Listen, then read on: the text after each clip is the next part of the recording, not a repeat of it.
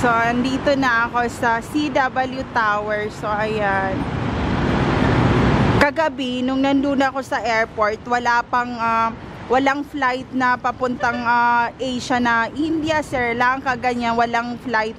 Macau, Singapore at Kuala Lumpur lang. So, 3 lang yung flight kagabi. Pero, papunta na akong airport para i-check kung ano yung available na flight. Parang pero hindi ako makapag-flight kung hindi ko makuha yung documents na kukunin ko sa Saudi Embassy. So, ayun. Sorry, ito yung view dito. Sabi nung taxi, malapit lang raw yun dito, mga 15 minutes. Sabi niya, isa dito sa mga tower na to, yung hinahanap kong tower. And ang ganda pala nitong view nung lugar na to, parang nasa Makati ako. Ayan, oh. Ang ganda ng mga tower na to. So, ngayon, hihimayin natin yan kasi okay lang naman eh. Kasi pwede naman raw ako magstay dito na matagal. So, sabi ko, wow, may paganon si Jassy Pilipinas. So, ayan. Tingnan natin anong magyayari. Ang ganda dito, di ba? Ayan ang luggage ko. Ayan, oh.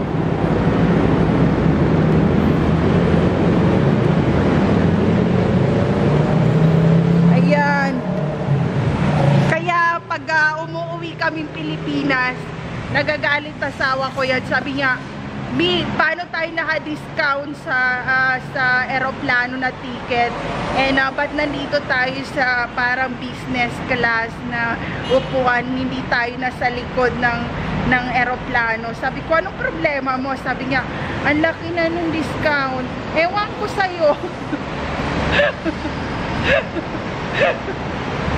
Hindi ko rin alam ba't tayo naka-discount.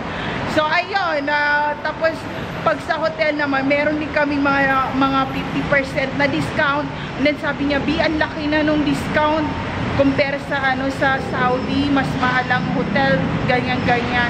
Sabi niya, ang laki na nung mga discount. So, pag bumibiyahe kami, hinahanap namin sa mga advertising yung may mga 50-20% na discount.